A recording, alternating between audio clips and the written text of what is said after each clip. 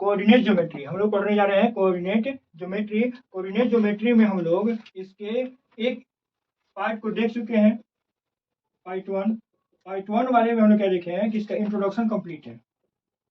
Introduction वाला हम लोग पार्ट को कंप्लीट कर चुके हैं। इंट्रोडक्शन से जो संबंधित वीडियो बना है, आप इस वीडियो के डिस्क्रिप्शन बॉक्स में उसके लिंक दिए हुए हैं, वहां से आप जाकर इस इंट्रोडक्शन वाले पार्ट को वॉच कर सकते हैं। अब हम लोग इससे आगे का देखते हैं, जिसमें हम लोग पढ़ेंगे डिस्टेंस फार्मूला। डिस्टेंस फार्मूला, और देखिए ये क्या डिस्टेंस फार्मूला। डिस्टेंस फार्मूला में हम लोग देखेंगे कि दो बिंदुओं के बीच की दूरी,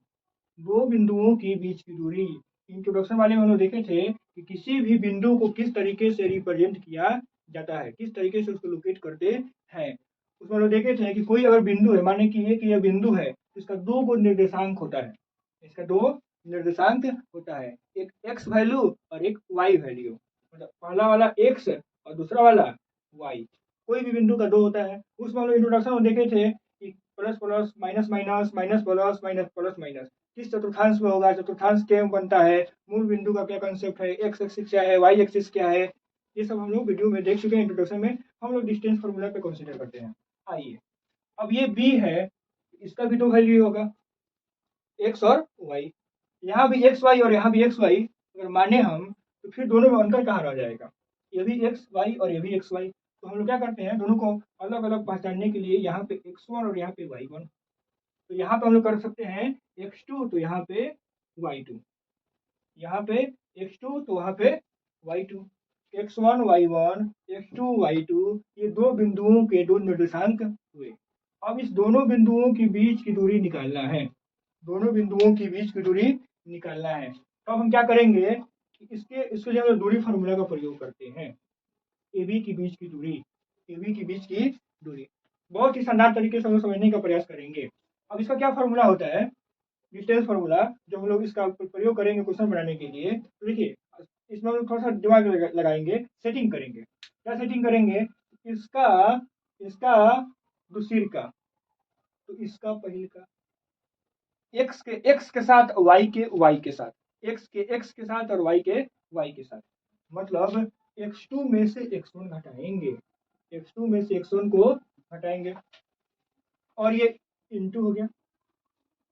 फिर क्या करेंगे, प्लस कर लेंगे। देखिए, जात जात को एक साथ, मतलब x को x के साथ, मतलब x2 को x1 से घटाए। तो फिर उसी तरीके का अब यहाँ पे कुछ करने वाले हैं, समझ में आ गया होगा कि क्या सेटिंग चल रहा है। y2 को y1 के साथ, x2 को x1 के साथ, तो y2 को y1 के साथ, y के एक साथ और x का एक साथ। याद नहीं रखना है, याद करने से नहीं होगा, क्या करना होगा, समझना पड़ेगा। क्या समझना है कि x का x के साथ सेटिंग है और y का y के साथ सेटिंग है। x2 को x1 से घटाना है और y2 को y1 से घटाना है।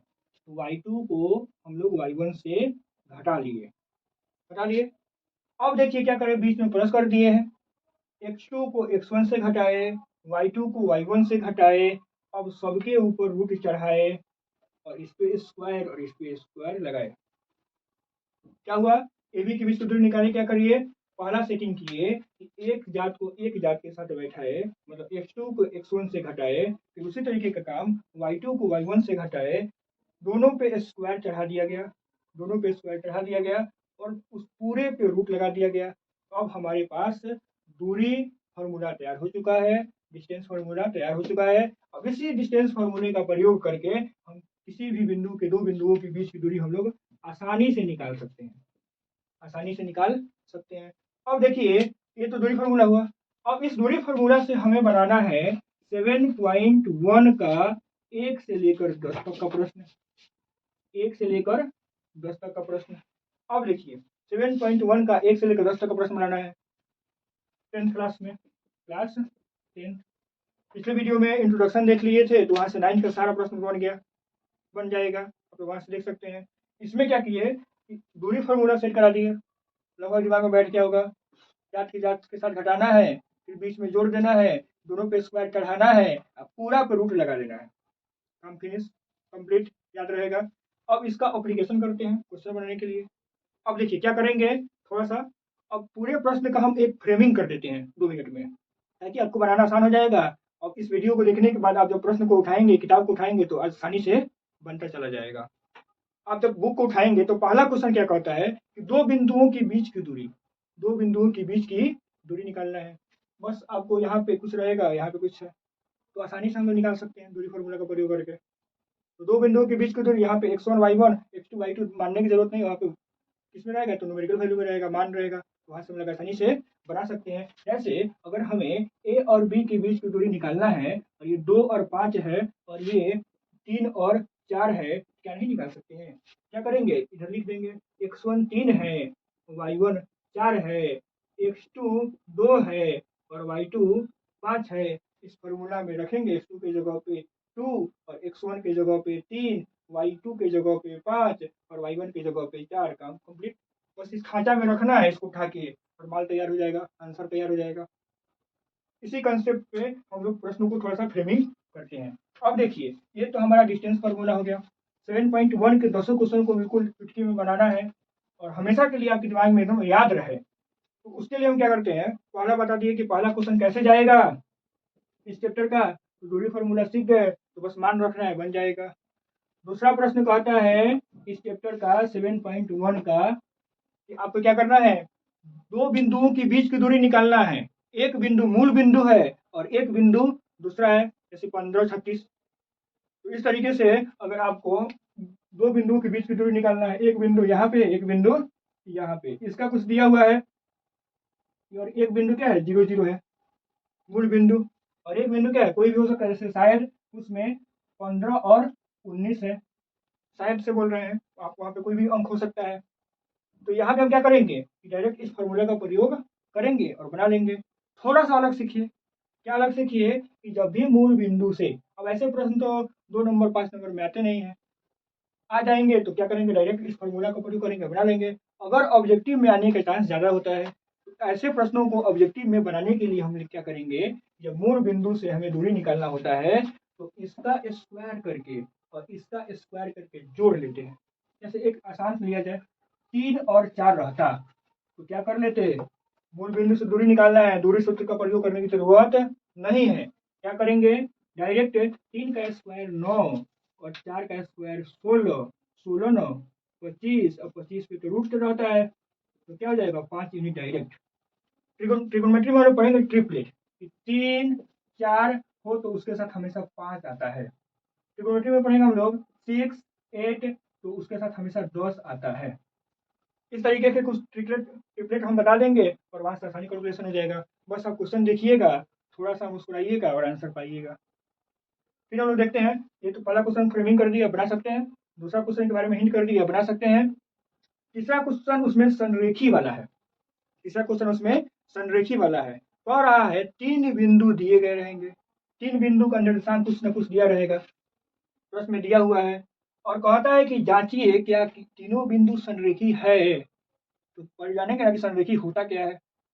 तो संरेखी का मतलब होता है कि एक ही रेखा पर स्थित बिंदु, एक ही रेखा पर स्थित बिंदु उसे कहते हैं संरेखी। जैसे 3 बिंदु दिए हैं तो माना कि पहला बिंदु ए, दूसरा बिंदु बी और तीसरा बिंदु कोई भी पी। इसका तो कुछ ना कुछ दिया रहेगा, बुक में से देख रख लेंगे, इसका कुछ ना कुछ दिया है उसमें से देख के लिख लेंगे, बी का मान कुछ ना कुछ दिया है वहां से देख के लिख लेंगे। अब आपको संरेखी जांचने के लिए क्या करना होगा, डिस्टेंस फॉर्मूला से आपको, जैसे कि यहाँ पर एपी के बीच की दूरी और पीबी के बीच की दूरी, यहाँ से यहाँ ये दूरी और ये दूरी, ये दोनों दूरी इसके बराबर होना चाहिए। तो यहाँ से लेकर यहाँ तक के बीच की दूरी, मतलब ये दूरी और ये दूरी, दोनों दूरी को हम लोग जोड़ देंगे तो पूरा दूरी हो जाएगा कि नहीं होगा। और पूरा दूरी क्या है, ए बी है। क्या है, ए बी है। मतलब ये दूरी ए पी और पी बी दोनों को जोड़ने पे हमारा पूरा आना चाहिए ए बी। तब जाकर क्या होगा, तब जाकर होगा कि हम लोग देखेंगे कि संरेखी है कि नहीं। एक रेखा पे रहेगा तो एक दूरी और ये दूरी दोनों दूरी बराबर होना ही है, नहीं हो रहा है बराबर, ये बराबर में नहीं मानाएगा तो कहेंगे ये संरेखी नहीं है। अगर मान बराबर आ गया तो कहेंगे संरेखी है। तो अब इतना से आप लोग बना ही सकते हैं, कंसेप्ट समझा दिए, बनाना कैसे ये बता दिए, बस मान रखना है, ये दूरी फार्मूला का प्रयोग कर लेना है। और दूरी फार्मूला कैसे याद रखेंगे हम लोग ये भी हम बता दिए। इसी तरीके से आप 4, 5, 6 बना सकते हैं। 6 नंबर में भी वही कह रहा है, दूरी फॉर्मूला का प्रयोग करिए और बताइए कौन वर्ग है, कौन आयत है, कौन समानांतर चतुर्भुज है। फिर उसके बाद से 6 तो अभी बताया कि उसमें बताना है कि कौन सा चतुर्भुज किस प्रकार का है। तो आपको पहले दूरी फॉर्मूला से निकाल के पता करना होगा कि अगर वर्ग है तो सभी भुजा बराबर होना चाहिए, आयत है तो आमने सामने की भुजा बराबर होना चाहिए, समानांतर चतुर्भुज है तो उसके विकर्ण भी बराबर होने चाहिए। इस तरीके से आप क्या सब कर सकते हैं कि उसका 6 नंबर प्रश्नों को बना सकते हैं और यही दूरी फॉर्मूला का प्रयोग करके। तीसरी बात अब हम लोग देखते हैं, इस तरीके से 3 बता दिए, संरेखी वाला बहुत महत्वपूर्ण बात था। 4, 5, 6 कर दिए। अब आते हैं हम लोग 7वें नंबर पे, 8वें नंबर पे, 9वें पे और 10वें पे। देखिए थोड़ा सा लंबा वीडियो बनेगा, लेकिन आप लोग पूरे धैर्य से इसको पूरा वॉच करेंगे, पूरा का पूरा एक चैप्टर समाप्त हो जाएगा मात्र 15 से 20 मिनट में। देखिए क्या करेंगे, 7 नंबर जो क्वेश्चन है उसको बनाने के लिए आपको समदूरस्थ का कंसेप्ट क्लियर होना चाहिए। कह क्या रहा है, उसमें कहता है क्वेश्चन, थोड़ा सा हम इसको थोड़ा सा शार्प कर लें। चलिए हम लोग देखते हैं 7.1 का देख रहे थे हम लोग क्वेश्चन, जिसमें हम लोग एक नंबर 1 क्वेश्चन देखे, नंबर 2 देखे, नंबर 3 संरेखी वाला देखे, नंबर 4 आपको एक त्रिभुज है जो सिद्ध करके बताना है कि वो जो त्रिभुज है वो समबाहु त्रिभुज है कि शीर्ष है या क्या है। तो बस आपको क्या करना है कि दूरी फॉर्मूला लगाना होगा, ए बी सी, इसके बीच की दूरी निकालिए, इसके बीच की दूरी निकालिए, इसके बीच की दूरी निकालिए। अगर तीनों भुजा बराबर है तो समबाहु, दो गो भुजा बराबर है तो समद्विबाहु, कोई भुजा बराबर नहीं तो विषमबाहु। बस दूरी फॉर्मूला का काम है। 1 से लेकर 4 तक उड़ गया। 5 नंबर फोटो वाला है तो उसको बताने की जरूरत नहीं है, नहीं पूछेगा और ना ही उसमें कुछ है।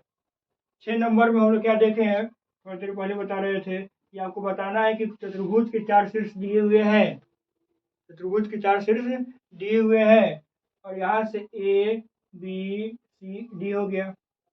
अब आपको ए बी निकाल लेना है, बी सी निकाल लेना है, सी डी निकाल लेना है, ए डी निकाल लेना है। चारों भुजा बराबर है तो वर्ग है, आमने सामने वाला भुजा बराबर है तो आयत है, अगर सभी भुजा बराबर है और विकर्ण भी बराबर है तो समचतुर्भुज है। इस तरीके से उसमें बता लेंगे, 3 या 4 प्रश्न है, आसानी से बन जाएगा 6 नंबर का। आगे है मेन 7 नंबर से, 7 नंबर, 8 नंबर, 9 नंबर और 10 नंबर, 10 क्वेश्चन है, कंप्लीट हो जाएगा हमारा 7.1। 7 नंबर क्वेश्चन कहता है, 7 नंबर क्वेश्चन कहता है कि आप ये बताइए कि जो बिंदु दिए हुए हैं, बिंदु दो बिंदुओं से समदूरस्थ है। क्या क्वेश्चन कह रहा है 7 नंबर कि कह रहा है कि एक्स अक्ष पर वह बिंदु ज्ञात करें, एक्स अक्ष पर वह बिंदु ज्ञात करें जो दिए गए बिंदु से समदूरस्थ है। एक्स अक्ष पर अगर कोई बिंदु है तो आप इंट्रोडक्शन वाले वीडियो जाकर देखें, वहां पे बताया गया है कि अगर कोई बिंदु एक्स अक्ष पर है तो उसका वाई निर्देशांक 0 होता है, उसका वाई निर्देशांक 0 होता है। वहां पे बहुत बड़े तरीके से समझाया है, आप वहां पे जाकर देख सकते हैं। तो यहाँ पे क्या कह रहा है कि एक बिंदु जो दो अन्य बिंदुओं से क्या है, समदूरस्थ है। मतलब इसको मान लिए P और इसको मान लिए A और इसको मान लिए B। ये P बिंदु x अक्ष पर है, x अक्ष पे है तो y का मान 0 होता है और x का मान x ही रहेगा। और बात कह रहा है कि ये दोनों बिंदु इससे क्या है, समान दूरी पर है। क्या है, समान दूरी पे है, मतलब समदूरस्थ है। क्या है, समदूरस्थ है। तो क्या हम लोग यहाँ पे AP इजक्वल टू BP नहीं लिख सकते हैं, ये और ये दोनों बराबर होंगे। अब AP का मतलब दूरी फार्मूला लगाइए, AP का मतलब दूरी फार्मूला लगाइए और यहाँ पे A का निर्देशांक और B का निर्देशांक दे दिया है। A का निर्देशांक -2 और -5 और B का निर्देशांक -2 और 9 दिया है। इस तरीके से हम लोग क्या देख रहे हैं, जब यहाँ से AP निकल जाएगा, x के टर्म में निकलेगा और यहाँ से BP निकल जाएगा वो भी x के टर्म में रहेगा, दोनों तरफ रूट फंसा रहेगा। तो दोनों तरफ जब रूट फंसा रहेगा तो अब दोनों तरफ वर्ग कर लीजिएगा। अब पता है, बताए हैं कि वर्ग और रूट खा जाता है, दोनों एक दूसरे से कैंसिल हो जाएंगे, आपको आसानी से x का मान निकल जाएगा। ये हम हिंट कर दिए, आप इस तरीके से बनाएंगे और बन जाएगा। रूट हटाने के लिए वर्ग लगा देना है दोनों तरफ, रूट हट जाएगा, x का मान आ जाएगा। ये AP = BP कर देना है। आगे हम लोग 8 नंबर पे बढ़ते हैं। 8 नंबर कहता है कि y का मान ज्ञात कीजिए जहां जिसके लिए बिंदु P और Q के बीच की दूरी 10 यूनिट है। कहने का मतलब 8 नंबर और आसान, 8 नंबर और आसान है। इसको थोड़ा सा हम लोग साफ कर लेते हैं, साफ करते हैं ताकि हम लोग आगे चीजों को थोड़ा समझ सकें। अब 7 नंबर कैंसिल हुआ। अब हम आते हैं 8वें नंबर पे। 8वें नंबर में कह क्या रहा है कि PQ है, PQ है जिसकी बीच की दूरी 10 है, बीच की दूरी 10 है, और वो 2 - 3 और Q का मान है, Q का मान है 10 और y, 10 और y। तो क्या यहाँ से PQ नहीं निकल जाएगा? क्या यहाँ से PQ नहीं निकल जाएगा? PQ के बीच की दूरी, तो PQ के बीच की दूरी हम लोग निकालेंगे, y के टर्म में आएगा, और PQ की जगह पर हम लोग 10 रख देंगे, और यहाँ पे 10 - 2 का होल स्क्वायर माइनस इसको करके हमारे y के टर्म में आएगा, और आसानी से हम y का मान निकाल सकते हैं। इस तरीके से हमारा y का मान निकल जाएगा। 9वें प्रश्न में आते हैं। 9वां प्रश्न कहता है कि Q बिंदु P और R से समदूरस्थ है। Q बिंदु मतलब थोड़ा सा और साफ करते हैं इसको। ये हुआ हमारा Q बिंदु, Q बिंदु जो बिंदु P और बिंदु R से समदूरस्थ है। मतलब ये दोनों एक दूसरे के बराबर है, दोनों एक दूसरे के बराबर है। Q का मान 0,1, Q का मान 0,1 और P का मान 5 - 3, 5 - 3 है, और R का मान 1 और 6 है। अब हम लोग समदूरस्थ जब है, कह रहा है कि बिंदु Q P और R से समदूरस्थ है, तो क्या PQ = QR नहीं हुआ? PQ = QR हो गया। जब PQ को QR के बराबर करेंगे तो जैसे 7 नंबर में बता रहे थे, इधर तो मान आ जाएगा कुछ ना कुछ, इधर वाला x के टर्म में फंस जाएगा, तो आप दोनों तरफ वर्ग कर देंगे। दोनों तरफ वर्ग जैसे ही करेंगे तो ये रूट महाराज खत्म हो जाएंगे, और रूट जैसे खत्म होगा वैसे हमारा x का मान निकल जाएगा। फिर प्रश्न कहता है इसमें कि आप QR और PR निकालिए, QR निकालिए। अब x का मान निकल गया तो x की जगह पर मान रख देंगे जो निकला रहेगा, और उसी तरीके से अब ये PR की दूरी निकाल लेंगे। P का मान पता है, R का निर्देशांक पता रहेगा, तो PR भी निकल जाएगा। इसी तरीके से हम लोग अब आते हैं 10वें नंबर प्रश्न पे। 10वां नंबर प्रश्न कहता है कि x और y के बीच में ऐसा संबंध ज्ञात करें जो बिंदु XY से बिंदु 3, 6 और -3 और 4 से समदूरस्थ है। फिर बात वही आया समदूरस्थ वाला, एक ये बिंदु है, वही सेम टू सेम कहानी चल रहा है। समदूरस्थ वाला, समदूरस्थ का कहानी समझ गए, और आप बनाते चले जाएंगे। रूट से डरना नहीं है, रूट से डरने के लिए कोई जरूरत नहीं छोड़े हैं।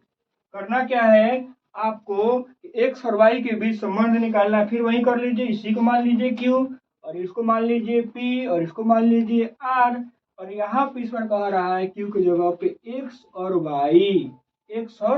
y, और P की जगह पे हम मान लेंगे 3 और 6, 3 और 6, और R के जगह पे -3 और 4, -3 और 4।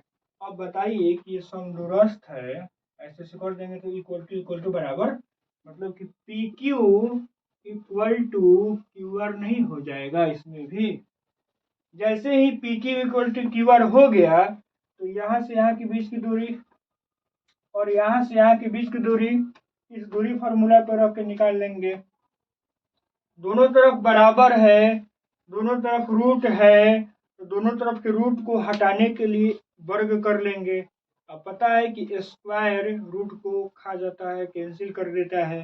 तो जैसे ही रूट हट गया वैसे ही आपका आंसर एक्स और वाई के टर्म में समीकरण के रूप में आ जाएगा। एक्स स्क्वायर वाई स्क्वायर सब कैंसिल हो जाएगा, जो बचेगा वही हमारा आंसर हो जाएगा। इस तरीके से हम लोग 7.1 के 1 से लेकर 10 तक के सभी प्रश्नों को इस डिस्टेंस फार्मूला को पढ़ने के बाद हम लोग पूरा कवर कर लिए, पूरा बना लिए। अब आप किताब खोलिए और अपने पूरा प्रश्नों को एक और वीडियो देख लेंगे शानदार तरीके से, एक बार 2 बार वीडियो देख लेंगे और उसके बाद आप बनाना शुरू कर देंगे। सभी प्रश्न निश्चित रूप से बन जाएंगे। अगला वीडियो हम डिवीजन फार्मूला पे लेके आएंगे और डिवीजन फार्मूला को इसी तरीके से पहले समझाएंगे। याद करने वाला टेंशन नहीं रखे हैं, ऐसा सेटिंग करेंगे कि आपके दिमाग में पूरा का पूरा फार्मूला सेट हो जाएगा। अब सेट हो जाएगा और पूरे प्रश्न का फ्रेमिंग कर देंगे और आप आसानी से पूरे प्रश्नों को बना लेंगे। और अगले वीडियो में हम लोग डिवीजन फार्मूला और उसके बाद एरिया फार्मूला कंप्लीट करेंगे और हमारा कोऑर्डिनेट ज्योमेट्री का पार्ट खत्म हो जाएगा। Thank you.